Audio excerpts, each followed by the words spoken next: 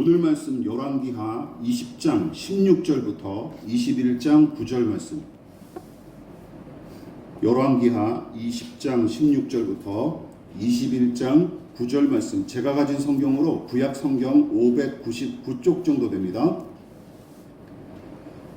구약 성경 열왕기하 20장 16절부터 21장 9절 말씀까지 찾으신 줄 알고 저와 여러분이 한 절씩 번갈아 가면서 교독하도록 하겠습니다. 자, 여러분이 먼저 16절 먼저 읽어보실까요? 자, 시작. 이스라엘가 히스기야에게 이르되 여호와의 말씀을 들으소서. 여호와의 말씀이 날이 이르리니 왕궁의 모든 것과 왕의 조상들이 오늘까지 쌓아두었던 것이 바벨론으로 옮긴 바 되고 하나도 남지 아니할 것이요. 또 왕의 몸에서 날 아들 중에서 사로잡혀 바벨론 왕궁의 황관이 되리라 하셨나이다 하니 히스기야가 이사야에게 이르되 당신이 전한 바 여호와의 말씀이 선하나이다 하고 또 이르되 만일 내가 사는 날에 태평과 진실이 있을진데 어찌 선하지 아니하리요 하니라.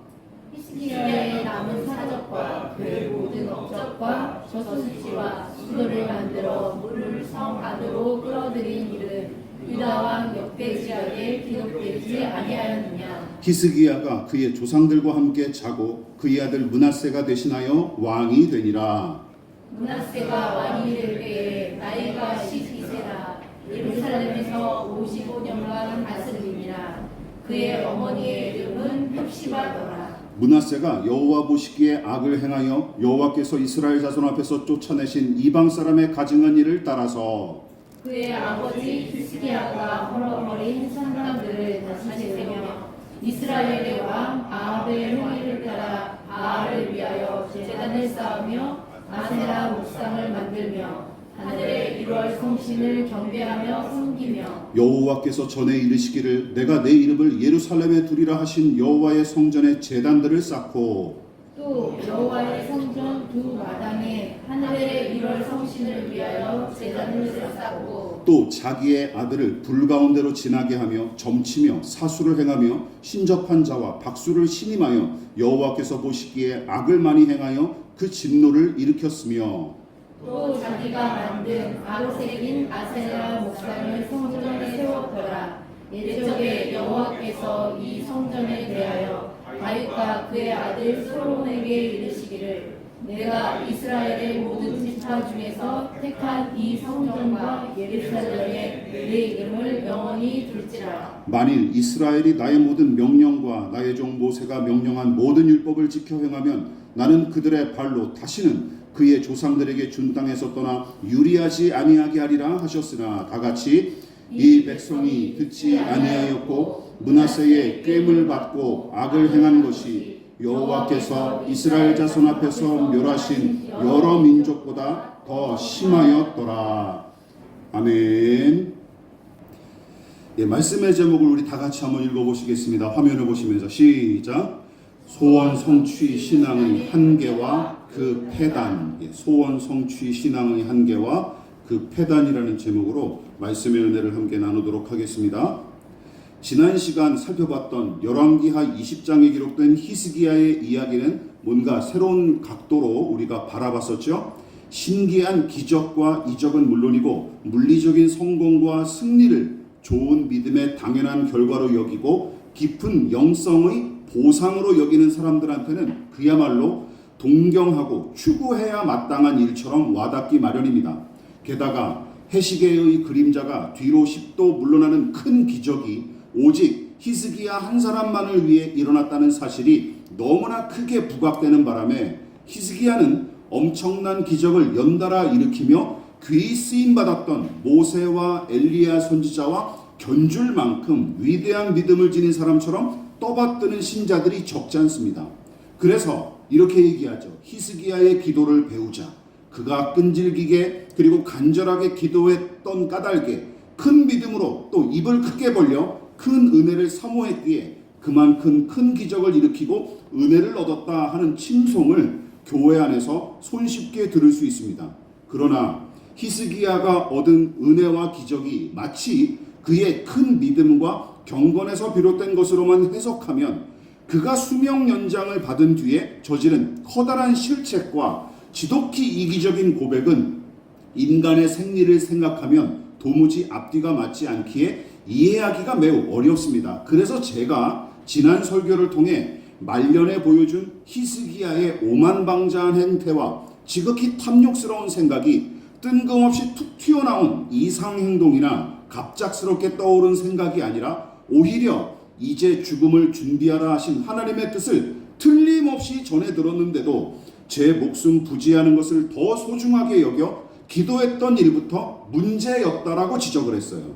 무엇보다 히스기야만큼이나 놀라운 기적을 연달아 일으켰을 뿐만 아니라 그런 일들을 계속해서 체험했던 모세와 엘리야와 다윗의 생애를 비교했을 때 히스기야의 부끄러운 민낯은 더더욱 고스란히 드러났던 것을 떠올려 보십시오.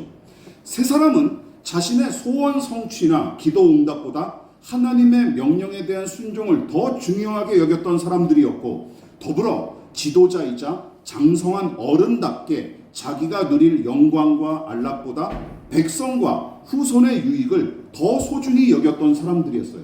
그래서 제가 지난주에 이렇게 정리를 했죠. 히스기야는 제 몸의 건강과 생명 연장을 하나님의 뜻보다 소중히 여겼고, 그것에 대한 지나친 집착과 욕심으로 기도했을 때부터 이미 그의 신앙과 인격은 퇴보하고 변질하기 시작했던 것으로 보입니다. 게다가 말씀을 드렸었죠. 15년 더 오래 산 것이 히스기야 개인 그 자신에게 정작 무슨 유익이 됐습니까? 오히려 말년에 똥칠을 하는 일이 돼버렸죠. 그러므로 히스기야의 기도를 기도의 모범이나 교본으로 삼으면 안 됩니다.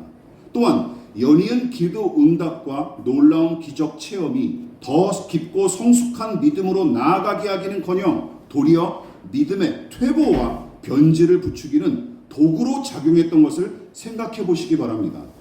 오늘은 히스기야의 아들이자 남유다의 14번째 왕인 므낫세에 관한 이야기를 살펴보겠지만 21장에 기록된 므낫세의 이야기는 20장의 이야기와 매우 밀접한 관련이 있기 때문에 히스기야의 말년과 이 므낫세의 이야기를 함께 살펴보고 거기에 담긴 교훈을 나눠보도록 하겠습니다. 자, 첫 번째 소주제를 같이 한번 읽어볼게요. 시작.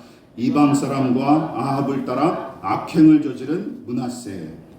므낫세 이전까지 남유다를 다스린 왕들 중에서 하나님 보시기에 악을 행했다고 평가받은 자들은 초대 왕을 포함하여 이렇게 6사람이 돼요. 잘 들어보십시오. 르호보암, 아비암, 요람, 아하시야, 아달랴 여왕, 그리고 아하스, 모두 6명으로서 선한 왕과 악한 왕이 거의 같은 비율로 등장하여 남유다를 다스렸는데, 오늘 본문에 등장하는 히스기야의 아들 므낫세는 악한 왕으로 선정된 이 6명 중에서도 가장 악질로 평가받는 아달랴 여왕조차 훌쩍 뛰어넘는 작자입니다. 여러분, 오죽하면 열왕기서의 저자가 서두에서는 여호와 보시기에 악을 행하고 이방 사람의 가증한 일과 북이스라엘의 아합을 따랐다 2절과 3절이죠. 그렇게 평가하면서 다른 악한 왕들을 비판했던 방식과 크게 다르지 않은 수준으로 표현했는데, 그 정도로는 부족했다고 여긴 것 같아요. 저자가 이 정도 표현 가지고는 이 사람을 평가하기가 힘들다. 그래서 다른 구절을 덧붙여서 므낫세의 악함을 더더욱 강조했습니다. 그 내용이 9절부터 11절이에요. 자, 길지만 천천히 한번 읽어보겠습니다. 자, 시작. 이 백성이 듣지 아니하였고 므낫세 꾀임을 받고 악을 행한 것이 여호와께서 이스라엘 자손 앞에서 멸하신 여러 민족보다 더 심하였더라. 여호와께서 그의 종 모든 선지자들을 통하여 말씀하여 이르시되 유다 왕 므낫세가 이 가증한 일과 악을 행함이 그 전에 있던 아모리 사람들의 행위보다 더욱 심하였고 또 그들의 우상으로 유다를 범죄하게 하였도다. 자, 우선 첫 번째 구절인 9절을 보십시오.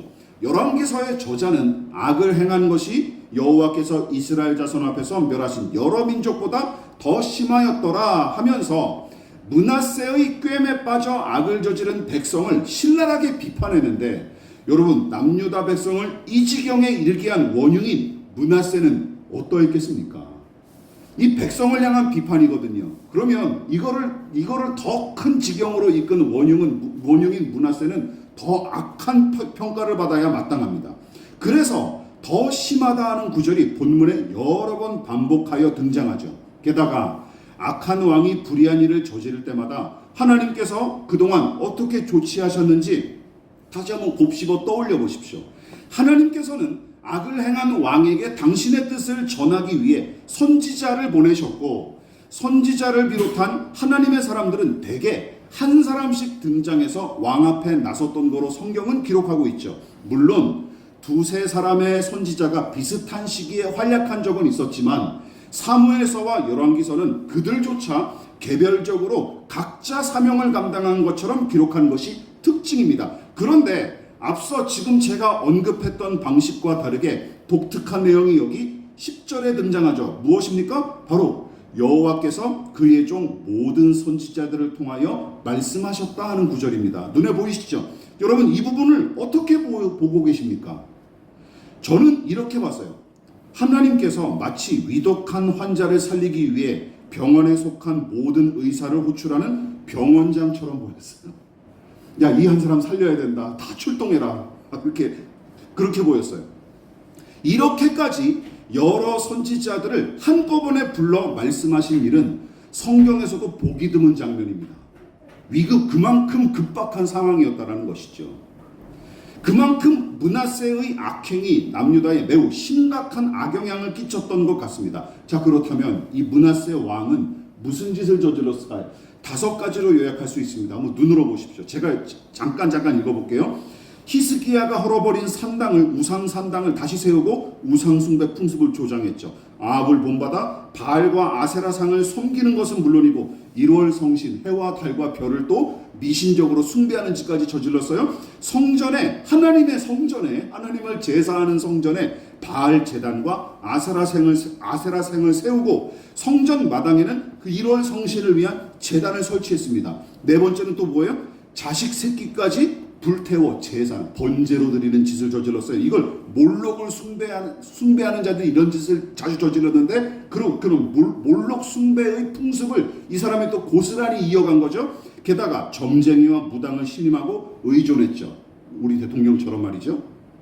마지막으로 16절 우리가 다음 주에 살펴볼 텐데 무죄한 자의 피를 많이 흘렸다고 합니다. 무고한 백성의 피를 많이 희생시켰다는 것이죠. 여러분, 본문이 지적하는 그의 악행을 대략 5가지 정도로 요약할 수 있습니다. 물론 앞에 이 4가지 항목은 하나님을 등진 배교 행위에 해당하는 내용이고, 마지막 항목은 실제적으로 나타난 그의 불의와 폭력을 이야기하는 것이죠. 가장 악질적인 왕으로 평가받는 이유가 바로 여기서 여실히 드러납니다. 그렇다면 그의 아버지와 전혀 다른 길을 걸어간, 어디서 갑자기 툭 튀어나와서 저 스스로 악을 저지른 인물이 므낫세일까요?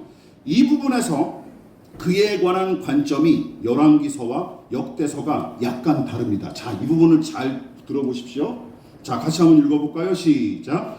징계받은 므낫세와 그의 회개를 빼버린 열왕기서. 우리가 열왕기서 본문을 읽지 않았습니까? 자, 여러분 생각해 보십시오. 설마 아버지 히스기야가 므낫세에게 이렇게 가르쳤을까요? 잘 들어보십시오. 야, 하나님 버리고 우상 섬겨라. 하나님의 성전 안에 우상단지들을 채워라.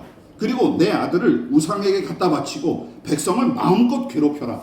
이렇게 가르쳤을까요? 그럴 리가 있겠습니까? 아무리 말년에 정신이 나갔어도 이런 짓을 히스기야가 가르쳤을 리는 없죠. 최소한 이렇게는 잔소리했을 거예요. 안식일을 성실히 지키고 나처럼 하나님께 매달려 기도해보라. 율법을 배우고 순종하라 하며 잔소리는 해대지 않았을까요? 이처럼 그의 아버지가 악을 행하도록 적극적으로 권장하지는 않았을 테고, 더군다나 남유다의 여러 왕들 가운데서도 칭송을 받는 히스기야가 아닙니까? 그런데도 이 므낫세는 12살의 왕위에 올라 무려 55년간 남유다를 다스렸는데, 아니 어떻게 이렇게까지 하나님의 뜻을 대적하고 미친 듯이 우상을 섬기는 짓을 저질렀을까요? 미친 것 같아요, 진짜. 그렇지 않습니까? 여기저기 모든 신을 다 끌어모아 하나님만 빼고 모든 신을 다 미친 듯이 섬겼던 사람이에요. 이쯤에서 우리는 므낫세의 생애에 관한 역대하 33장의 기록을 본문과 비교해서 살펴볼 필요가 있습니다. 여기가 중요해요. 특히 역대하 33장 전반부는 본문 열왕기서 본문과 거의 흡사하게 이 므낫세 왕의 악행을 기록하면서 신랄하게 비판했는데, 본문에서 언급하지 않은 중요한 사건 두 가지가 역대서 33장에 등장해요. 그 내용을 두 가지로 함께 살펴보도록 하겠습니다. 자, 첫 번째, 역대하에는 므낫세에 관해서 이렇게 평가하고 있습니다. 자, 같이 읽어볼게요. 시작. 여호와께서 므낫세와 그의 백성에게 이르셨으나 그들이 듣지 아니하므로 여호와께서 아수르 왕의 군대 지휘관들이 와서 치게 하심에 그들이 므낫세를 사로잡고 쇠사슬로 결박하여 바벨론으로 끌고 간지라. 오늘 이 내용이 열왕기하 21장에는 없어요. 아예 없습니다. 아예 없어요. 오늘 설교 본문인 열왕기하 21장은 므낫세의 악행만 계속해서 기록했을 뿐, 하나님께서 아수르 군대를 통해 남유다를 징계하심과 동시에 이 사달의 원흉인 므낫세를 결박하여 끌고 간 사건은 아예 언급조차 하지 않고 있습니다. 그러나 역대하는 하나님께서 므낫세를 무섭게 징계하셨고, 그로 인해 므낫세는 포로로 끌려가 온갖 고초를 겪게 된 일을 아주 분명하게 기록했죠. 그럼 이게 전부일까요? 아니에요. 그뿐만이 아니에요. 역대하 33장은 므낫세가 기가 막힌 일이 벌어집니다. 하나님 앞에 범죄한 대가로 징계를 당했을 뿐만 아니라 훗날 그가 정신을 차리고 하나님께 돌아와 겸손히 기도했던 일까지 언급합니다. 근데 열왕기하 본문은 이 내용이 아예 삭제되어 있어요. 역대하 33장 12절과 13절 같이 읽어볼게요. 시작. 그가 환난을 당하여 그의 하나님 여호와께 간구하고 그의 조상들의 하나님 앞에 크게 겸손하여 기도하였으므로 하나님이 그의 기도를 받으시며 그의 간구를 들으시사 그가 예루살렘에 돌아와서 다시 왕위에 앉게 하심에 므낫세가 그제서야 여호와께서 하나님이신 줄을 알았더라. 여러분, 어떤 믿음의 사람이 시편 119편 71절에 이렇게 고백하지 않았습니까? 고난당하는 것이 내게 유익이라. 이로 말미암아 내가 주의 율례들을 배우게 되었나이다 하고 고백했던 것처럼, 쇠사슬에 매여 포로로 끌려가는 수치와 고통을 겪은 일이 도리어 므낫세에게 영적인 유익으로 작용하게 된 셈이었습니다. 그런 면에서 므낫세의 생애는 아버지 히스기야의 생애와 완벽하게 대조를 이루죠.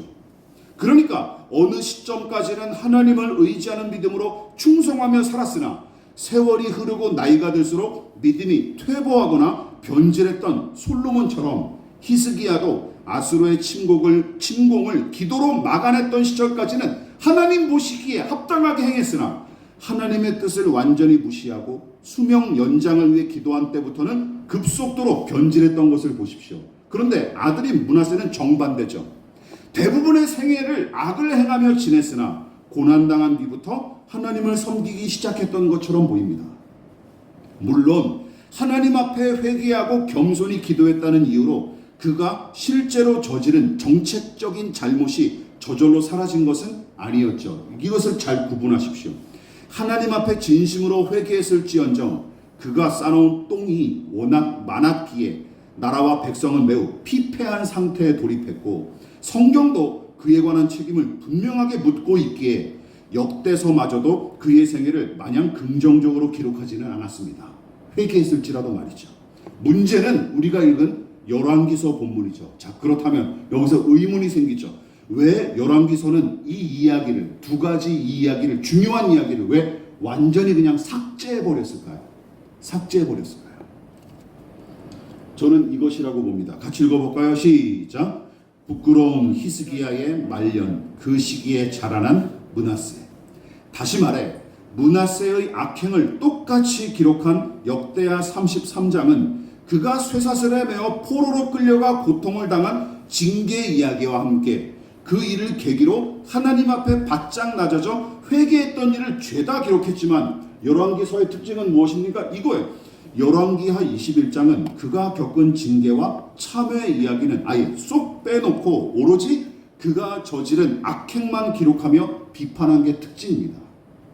이렇듯 남유다 왕들에 관한 이야기로 채워진 역대서의 기록은 전반적으로 열왕기서의 기록과 크게 다르지는 않지만 오늘 본문처럼 어떤 부분에서는 각 책이 강조하고 중요하게 여기는 바가 달랐던 까닭에 므낫세의 이야기처럼 같은 인물에 관한 이야기일지라도 사뭇 다르게 기록된 부분이 적지 않습니다. 본문도 마찬가지죠.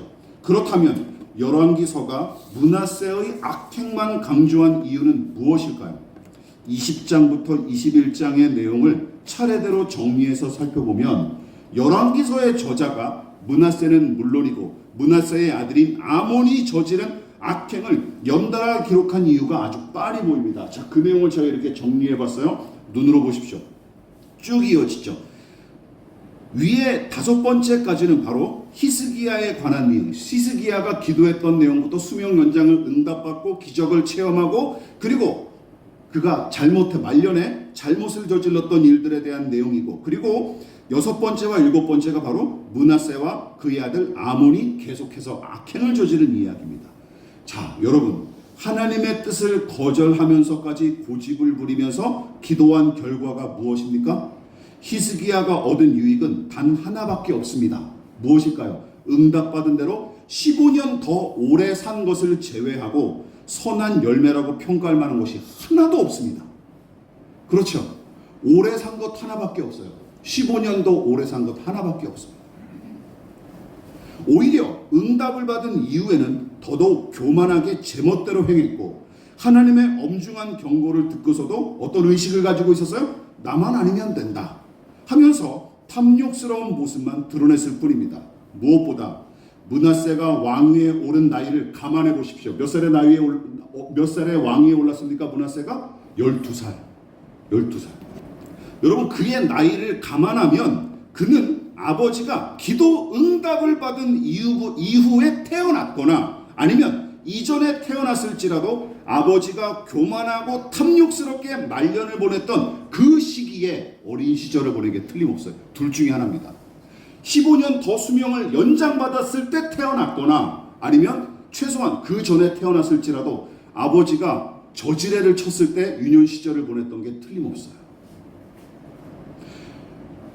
교만하고 점점 더 교만하고 탐욕스럽게 늙어가던 그 시기에 므낫세는 그런 아버지의 모습을 지켜보며 자랐을 것입니다. 자, 그러니까 열왕기서의 저자는 이걸 말하고 싶었던 거예요. 열왕기서의 저자는 므낫세의 악행을 단지 그 자신의 책임만으로 돌리지 않고 탐욕과 교만과 지독한 이기심에 사로잡혔던 히스기야한테도 책임을 묻고 있는 겁니다. 이 악한 결과들이 열매들이 누구로부터 기인했느냐라는 사실을 더 강조하고 싶었던 거예요. 열왕기서의 저자는 말이죠. 생각해 보십시오. 므낫세가 뭘 보고 배웠겠습니까? 무슨 수를 써서라도 제 이익을 챙기고 오로지 제 뜻만 앞세우는 인생. 히스기야의 여러분 말년과 므낫세의 생애가 무엇이 다릅니까? 종교만 다를 뿐이지 하는 짓은 비슷했어요. 히스기야는 여호와 하나님을 섬긴답시고 그런 짓을 저질렀고 므낫세는 우상을 섬기면서 똑같은 짓을 저질렀던 거예요. 말년의 히스기야의 모습과 므낫세의 모습은 별로 그렇게 다르지 않습니다. 무엇보다 제가 본문을 묵상하고 연구하던 중에 화가 치밀어 올랐었는데 여러분, 그 이유는 히스기야가 하나님의 준엄한 경고를 들은 뒤에도 아무런 조치도 하지 않았기 때문입니다. 어떤 조치도 하지 않았어요.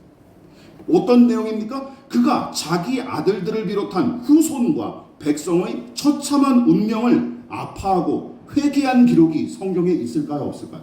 하나도 없습니다. 히스기야 왕이 뻘짓을 했을 때 이사야 선지자를 통해 히스기야에게 하나님께서 경고하셨죠. 너의 자손이 포로로 끌려가게 될 거고 그리고 내가 소유한 것이 남김없이 다 바벨론으로 옮겨질 것이다라는 이 저주스러운 예언을 듣고서도 히스기야 한 일은 뭐예요? 15년 동안 그냥 제 몸 챙기기에 급급했던 거예요.